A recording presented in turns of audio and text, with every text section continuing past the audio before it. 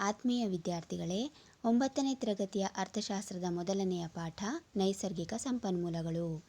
ಮಾನವನ ಬಯಕೆಗಳು ಅನಂತವಾದವುಗಳು. ಅವುಗಳಿಗೆ ಒಂದು ಮಿತಿ ಅಂತ ಇಲ್ಲ. ಆದರೆ ಈ ಬಯಕೆಗಳನ್ನು ಪೂರೈಸಿಕೊಳ್ಳಿಕ್ಕಾಗಿ ಅವನು ಹಲವಾರು ಸಂಪನ್ಮೂಲಗಳನ್ನು ಬಳಸ್ತಾನೆ. ಅವುಗಳಲ್ಲಿ ಅತ್ಯಂತ ಅಮೂಲ್ಯವಾದದ್ದು ನೈಸರ್ಗಿಕ ಸಂಪನ್ಮೂಲಗಳು.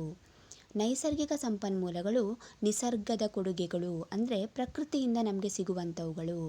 ಇವುಗಳಿಲ್ಲದೆ ಮನುಷ್ಯನಿಗೆ ಜೀವಿಸಲಿಕ್ಕೆ ಸಾಧ್ಯವೇ ಇಲ್ಲ.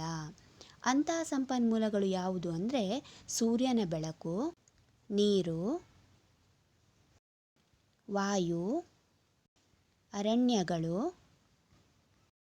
ಮಣ್ಣು, ಅದಿರುಗಳು ಇತ್ಯಾದಿಗಳನ್ನು ನಾವು ನೈಸರ್ಗಿಕ ಸಂಪನ್ಮೂಲಗಳು ಅಂತ ಕರೀತೇವೆ. ಯಾಕಂದರೆ ಇದೆಲ್ಲ ನೈಸರ್ಗಿಕ ಸಂಪನ್ಮೂಲಗಳು ನಮಗೆ ನಿಸರ್ಗದಲ್ಲೇ ಸಿಗ್ತವೆ ಮತ್ತು ಅವು ಹೇಗೆ ಇವೆಯೋ ಹಾಗೆಯೇ ನಮಗೆ ಮೌಲ್ಯಯುತ ಅಂತ ಪರಿಗಣಿತವಾಗಿರ್ತವೆ. ಉದಾಹರಣೆಗೆ, ಆಹಾರ ಬೆಳೀಲಿಕ್ಕೆ ತುಂಬ ಉಪಯುಕ್ತವಾಗಿ ಬೇಕಾದದ್ದು ಮಣ್ಣು. ಹಲವು ಚಟುವಟಿಕೆಗಳಿಗೆ ನೀರು ಬೇಕು, ಮರಗಿಡಗಳು ಬೇಕು, ಉಸಿರಾಡಲಿಕ್ಕೆ ಗಾಳಿ ಬೇಕೇ ಬೇಕು. ಇನ್ನು ಹಲವು ಉತ್ಪನ್ನಗಳಿಗೆ ಕಚ್ಚಾ ವಸ್ತುಗಳಾಗಿ ಅದಿರುಗಳು ಬೇಕು. ಹಾಗಾಗಿ ಇವುಗಳೆಲ್ಲವನ್ನು ನಾವು ನೈಸರ್ಗಿಕ ಸಂಪನ್ಮೂಲಗಳು ಅಂತ ಕರೀತೇವೆ. ಇವುಗಳಿಲ್ಲದೆ ನಮ್ಮ ಜೀವನ ಆರಾಮದಾಯಕವಾಗಿರಲು ಸಾಧ್ಯವೇ ಇಲ್ಲ. ಈ ನೈಸರ್ಗಿಕ ಸಂಪನ್ಮೂಲಗಳನ್ನು 2 ವಿಧಗಳಾಗಿ ವಿಂಗಡಿಸ್ತೇವೆ. ಒಂದು ನವೀಕರಣ ಹೊಂದುವ ಸಂಪನ್ಮೂಲಗಳು, ಇನ್ನೊಂದು ನವೀಕರಣ ಹೊಂದದೇ ಇರುವ ಸಂಪನ್ಮೂಲಗಳು. ಕೆಲವೊಂದು ಸಂಪನ್ಮೂಲಗಳನ್ನು ನಾವು ಎಷ್ಟು ಬಳಸ್ತಾ ಹೋದರೂ ಕೂಡ ಅವು ಪುನಃ ನಮಗೆ ನಿರಂತರವಾಗಿ ಬಳಕೆಗೆ ಸಿಗ್ತಾ ಇರ್ತವೆ.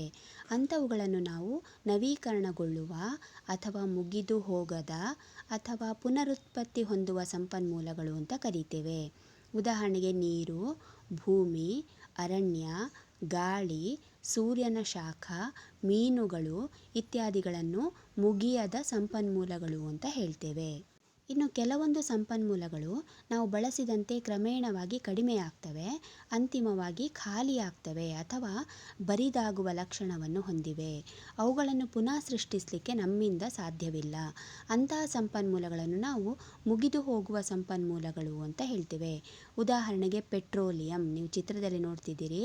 ಅವುಗಳನ್ನು ನಾವು ಭೂಮಿಯಿಂದ ಹೊರಗೆ ತೆಗೆದಷ್ಟು ಅವು ಖಾಲಿ ಆಗ್ತವೆ ವಿನಃ ಪುನಃ ನಮಗೆ ಅಲ್ಲಿ ತುಂಬಿಕೊಂಡು ಬಳಕೆಗೆ ಸಿಗುವುದಿಲ್ಲ. ಕಲ್ಲಿದ್ದಲು ಮತ್ತು ಅದಿರುಗಳು ಕೂಡ ಹಾಗೆ ಮಕ್ಕಳೇ, ಅವುಗಳು ಬಳಕೆ ಮಾಡಿದಂತೆ ಖಾಲಿಯಾಗಿ ಹೋಗ್ತವೆ. ಹಾಗಾಗಿ ಇವುಗಳನ್ನು ಮುಗಿದು ಹೋಗುವ ಸಂಪನ್ಮೂಲಗಳು ಅಂತ ಕರೀತಾರೆ. ನೈಸರ್ಗಿಕ ಸಂಪನ್ಮೂಲಗಳನ್ನು ಜೈವಿಕ ಮತ್ತು ಅಜೈವಿಕ ಸಂಪನ್ಮೂಲಗಳು ಅಂತ ಹೇಳಿ ಕೂಡ ವರ್ಗೀಕರಿಸಬಹುದು. ಜೀವಿಗಳಿಂದ ಪಡೆಯಲಾದ ಸಂಪನ್ಮೂಲಗಳನ್ನು ಜೈವಿಕ ಸಂಪನ್ಮೂಲಗಳು ಅಂತ ಕರೀತೇವೆ, ಲಿವಿಂಗ್ ರಿಸೋರ್ಸಸ್ ಅಂತ ಹೇಳಿ. ಅದೇ ನಿರ್ಜೀವ, ಜೀವ ಇಲ್ಲದ ವಸ್ತುಗಳಿಂದ ಪಡೆಯಲಾದಂಥ ಸಂಪನ್ಮೂಲಗಳನ್ನು ಅಜೈವಿಕ ಸಂಪನ್ಮೂಲಗಳು ಅಂತ ಹೇಳ್ತೇವೆ, ನಾನ್ ಲಿವಿಂಗ್ ರಿಸೋರ್ಸಸ್ ಅಂತ ಹೇಳಿ. ಲಿವಿಂಗ್ ರಿಸೋರ್ಸಸ್ಗೆ ಉದಾಹರಣೆ ಅಂತ ಹೇಳಿದರೆ ಸಸ್ಯ ಮತ್ತು ಪ್ರಾಣಿಗಳು. ನೀರು, ಮಣ್ಣು, ಅದಿರು ಇತ್ಯಾದಿಗಳನ್ನು ನಾವು ಅಜೈವಿಕ ಸಂಪನ್ಮೂಲಗಳು ಅಂತ ಹೇಳ್ತೇವೆ. ಮಾನವನ ಜನಸಂಖ್ಯೆಯು ದಿನದಿಂದ ದಿನಕ್ಕೆ ಜಾಸ್ತಿ ಆಗ್ತಾ ಇರುವ ಕಾರಣ ಸಂಪನ್ಮೂಲಗಳ ಕೊರತೆ ಉಂಟಾಗ್ತಾ ಇದೆ. ಹಾಗಾಗಿ ನಾವು ಪ್ರಕೃತಿಯನ್ನು ಬೇಕಾಬಿಟ್ಟಿಯಾಗಿ ಬಳಸಲಿಕ್ಕೆ ಪ್ರಾರಂಭಿಸಿದ್ದೇವೆ. ಈ ಸಂಪನ್ಮೂಲಗಳ ಕೊರತೆ ಹೆಚ್ಚಾಗ್ತಾ ಇರಲಿಕ್ಕೆ ಪ್ರಮುಖ ಕಾರಣ ಅಂತ ಹೇಳಿದರೆ, ಒಂದನೇದಾಗಿ ಮಿತಿಮೀರಿದ ಜನಸಂಖ್ಯೆ.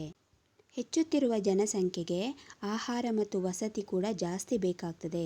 ಹಾಗಾಗಿ ನಾವು ಅರಣ್ಯಗಳನ್ನು ಕೃಷಿ ಭೂಮಿ ಮಾಡುವುದಕ್ಕಾಗಿ ಕಡಿಲಿಕ್ಕೆ ಪ್ರಾರಂಭಿಸಿದ್ದೇವೆ. ಇದರಿಂದಾಗಿ ಸಂಪನ್ಮೂಲಗಳ ಕೊರತೆ ಉಂಟಾಗ್ತಾ ಇದೆ. ನಗರ ಪ್ರದೇಶಗಳು ಕೂಡ ವಿಸ್ತರಣೆ ಆಗ್ತಾ ಇದ್ದಾವೆ, ನಗರೀಕರಣ ಆಗ್ತಾ ಇದೆ. ಒಂದು ನಿರ್ದಿಷ್ಟ ಭೌಗೋಳಿಕ ಪ್ರದೇಶದಲ್ಲಿ ಅತಿ ಹೆಚ್ಚು ಜನಸಂಖ್ಯೆ ವಾಸಿಸ್ತಾ ಇದ್ದರೆ ಅದನ್ನು ನಗರ ಅಂತ ಹೇಳ್ತೇವೆ.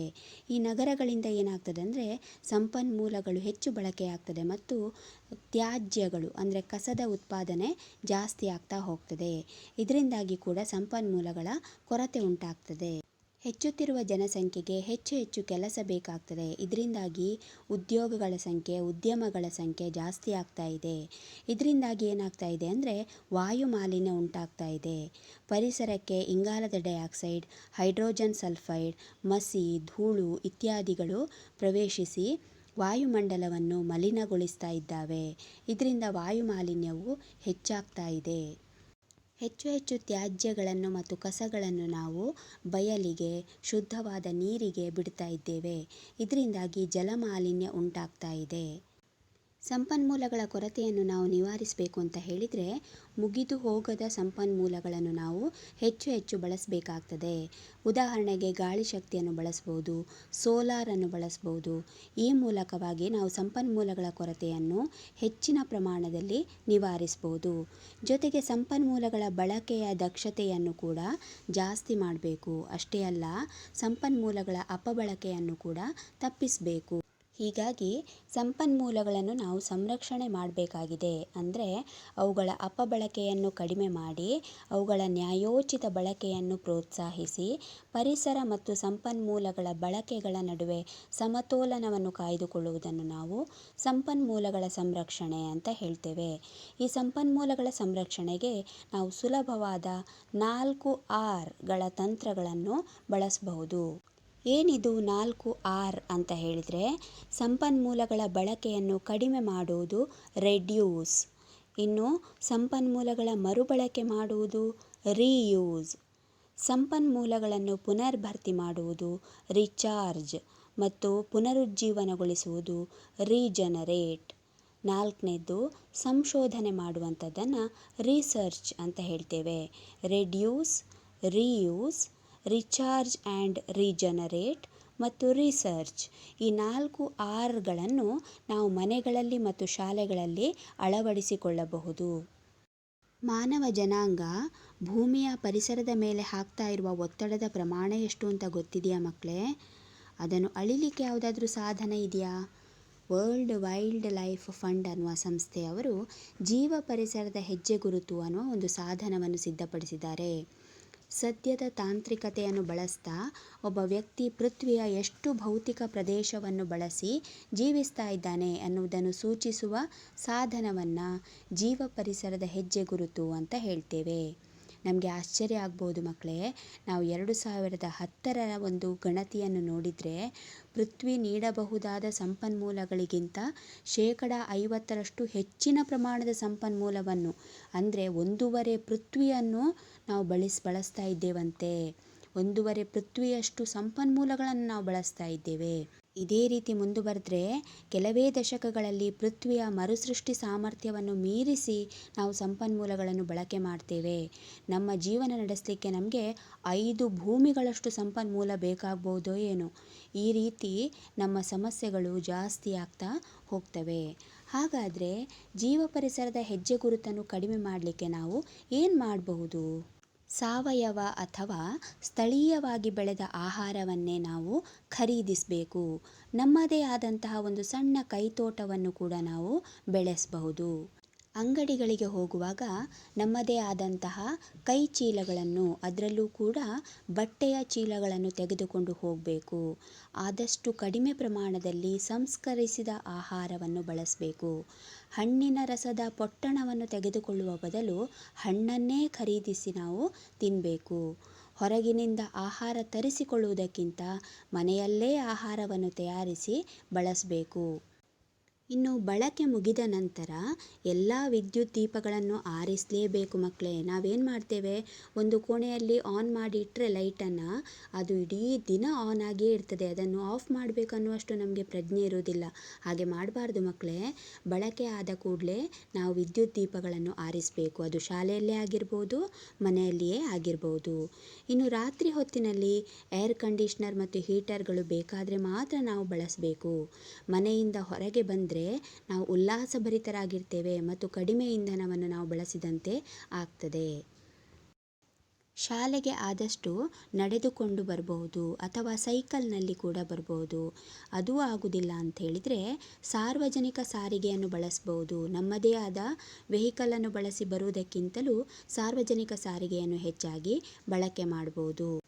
ಹಲ್ಲುಜ್ಜುವಾಗ ನಳ್ಳಿಯನ್ನು ಬಂದ್ ಮಾಡಬೇಕು. ನಳ್ಳಿ ಉಪಯೋಗಿಸುವುದಿಲ್ಲ ಅಥವಾ ಬಕೆಟ್ನಲ್ಲಿ ನೀರು ಉಪಯೋಗಿಸ್ತೇವೆ ಅಂತ ಇದ್ದರೂ ಕೂಡ ಅಗತ್ಯಕ್ಕೆ ಎಷ್ಟು ಬೇಕೋ ಅಷ್ಟೇ ನೀರನ್ನು ಉಪಯೋಗಿಸಬೇಕು.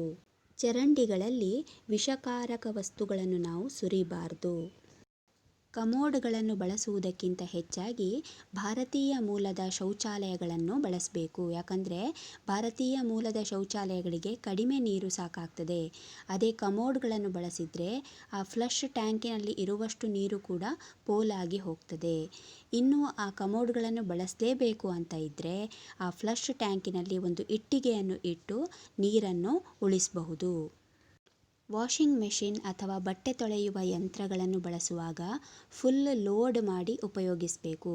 2-3 ಬಟ್ಟೆಗಳನ್ನು ಹಾಕಿ ಮೆಷಿನ್ ಆನ್ ಮಾಡಿದರೆ ಬಹಳಷ್ಟು ನೀರು ಪೋಲಾಗಿ ಹೋಗ್ತದೆ. ಹಾಗಾಗಿ ಅದರ ತುಂಬ ಬಟ್ಟೆಯನ್ನು ಫುಲ್ ಲೋಡ್ ಮಾಡಿ ಆಮೇಲೆ ಬಟ್ಟೆಯನ್ನು ತೊಳೆದರೆ ಒಳ್ಳೆಯದು. ನೆನಪಿಡಿ ಮಕ್ಕಳೇ, ನಮಗೆ ಇರುವುದೊಂದೇ ಭೂಮಿ. ಎಲ್ಲರ ಆಸೆಗಳನ್ನು ಈಡೇರಿಸಲಿಕ್ಕೆ ಈ ಪೃಥ್ವಿಯಲ್ಲಿ ಎಲ್ಲವೂ ಇದೆ. ಆದರೆ ನಮ್ಮ ದುರಾಸೆಗಳನ್ನು ಈಡೇರಿಸಲಿಕ್ಕಲ್ಲ ಅಂತ ಹೇಳಿ ಮಹಾತ್ಮ ಗಾಂಧೀಜಿಯವರು ಹೇಳ್ತಾರೆ. ಬೇರೆಯವರಲ್ಲಿ ನಾವು ಏನು ಬದಲಾವಣೆಯನ್ನು ಕಾಣಬೇಕು ಅಂತ ಬಯಸ್ತೇವೋ ಅದನ್ನು ನೀವೇ ಮೊದಲು ಮಾಡಿ ತೋರಿಸಿ. ಇದರಿಂದ ಎಲ್ಲರೂ ಬದಲಾಗ್ತಾರೆ. ನಮ್ಮ ಪೃಥ್ವಿಯನ್ನು ನಾವು ಉಳಿಸುವ, ಜೀವ ಪರಿಸರದ ಹೆಜ್ಜೆ ಗುರುತನ್ನು ಆದಷ್ಟು ಕಡಿಮೆ ಮಾಡುವ, ಪೃಥ್ವಿಯ ಸಂಪನ್ಮೂಲಗಳನ್ನು ನಾವು ರಕ್ಷಿಸುವ ಮತ್ತು ಕಡಿಮೆ ಬಳಕೆ ಮಾಡುವ ಅಂತ ಹೇಳುವಂಥದ್ದು ಈ ಪಾಠದಲ್ಲಿರುವ ಮುಖ್ಯ ಆಶಯ.